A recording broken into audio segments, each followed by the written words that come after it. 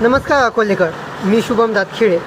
नववर्षाच्या सुरुवातीलाच अकोले तालुक्यामध्ये पावसाने जोर धरलेला आपल्याला दिसून येतो आहे.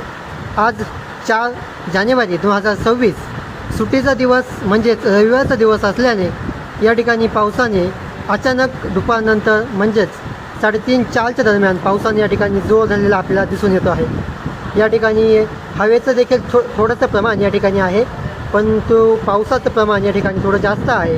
आणि आपण जर पाहिलं तर संपूर्ण आपल्याला या ठिकाणी दिसत आहे की संपूर्ण या ठिकाणी सफेद झालेलं आहे आणि जोरदार पाऊस या ठिकाणी अकोले तालुक्यामध्ये बरसत आहे.